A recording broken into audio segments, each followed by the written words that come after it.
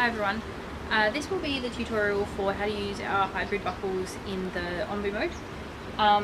Today I will be using a doll so that I can really slow down and show you how to do it properly without fussy babies being impatient. So let's get on to it. So the first thing you need to do is make sure it's buckled in the correct way, because obviously there are two different ways that our hybrid buckles can be buckled, either in full buckle mode or in Onbu mode. So to start with, I have completely unbuckled everything. I have rolled up the straps in sort of like the side of the panel because we won't need those for today, and I have everything else completely undone and my PFAs loosened. So first things first, the easiest way to buckle an Onbu is to probably put it on your back without any baby in, and then you can figure out from there that everything is straight and where it needs to be. Onbus are a little bit odd in that there needs to be a half twist in the strap so that it sits flat on your body when you're wearing it. And it can be a little bit counterintuitive to figure out, so the easiest way to do it is on your back. So you throw your buckles up on your back, shoulder straps obviously over your shoulders. So what you first want to do, and I will, hopefully you'll be able to see, Onbus are kind of like apron style carriers in that the bottom is tucked up rather than like a traditional full buckle where it would sit flat. So we want to first tuck the bottom up, and you want to keep your straps, your webbing, as flat as possible across your body at all times. Then you take the corresponding buckle and buckle it straight on. So it's sitting flat against my body the whole way around. And I will repeat with the other side. So make sure my bottom's tucked up, flat against my body, and buckle the corresponding one. Okay, so when I take this off, you'll notice that it looks like there is a twist in it, and people get really confused about this. And yeah, as I say, the easiest way is to probably just put it on your back, figure it out from there, and then you know it's right. Okay, the next thing is PFAs.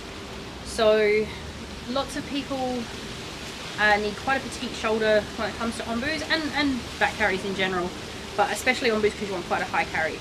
I find that probably the easiest thing to do is to actually tighten your PFAs all the way from the get-go, and then you can sort of figure out if you need like a little bit of slack after that, but realistically you can't go wrong with them quite tight. So I will tighten mine all the way for today. So just pull your straps and guide them through. Make sure that your straps are neatly folded underneath. It's mostly an aesthetic thing, but they probably sit nicer too. So PFAs tighten all the way, a tiny bit of slack in my bottom webbing just for tightening purposes, and we're ready to grab our baby. As I said, today I'm using a doll. This doll is about the size of my 3-year-old, fits comfortably in size 3 clothing, which will fit into our carriers quite nicely. I have it completely uncinched for this purpose, but if you have a smaller baby than this, obviously you need to pre-cinch it.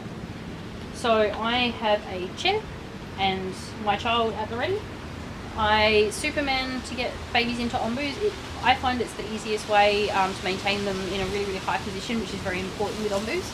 So I start by putting one leg up on the chair and laying my carrier over the top with the bottom of the panel facing towards me and the inside facing upwards. Then I grab my baby, put them against my chest sitting on my knee, and you want to bring the carrier up their back so that it is around armpit level, but I like to keep them arms in, and this is a little bit different to how a lot of people do it, but I find it's really great with wriggly babies to keep them arms in so that when you grab your carrier and your baby to Superman them onto your back, it makes sure that they can't wriggle their arms up, and my guy likes to arch his back so that he pops out over the carrier, and it makes it really, really low on his back, which isn't unsafe usually, but it has the potential to be, and also it makes for an uncomfortable carry.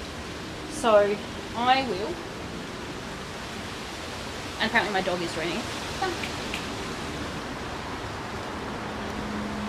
So I will thread my baby's legs through the straps, because there's only one hole created by the straps.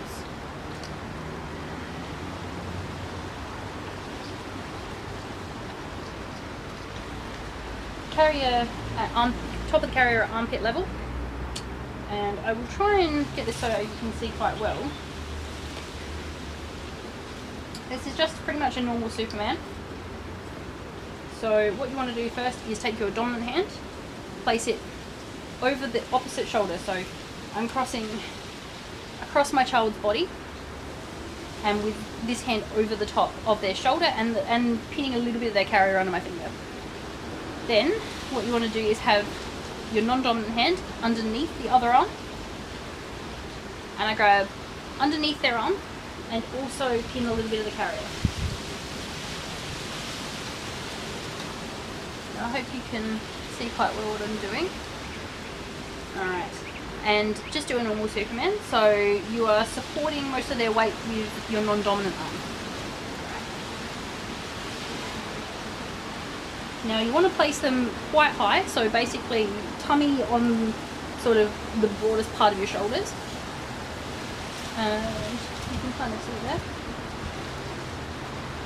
And first things first, you want to just double check that their legs are still through the holes. So yes, and yes. Make sure your arms are obviously through the straps. And then keeping tension at all times by just keeping your thumbs in the straps. I basically feed them down, find my webbing and pull down. And if it hasn't already popped under by itself, which it may well do, you want to grab the bottom of your seat and pop it on. Now, just double checking that it's knee to knee, and your child, basically your child's bum is in the center of the carrier. And you can give a little push up on their feet, which will make them sit further into the base of the carrier. And find your chest belt. Put them together, and you're done. Thanks, guys.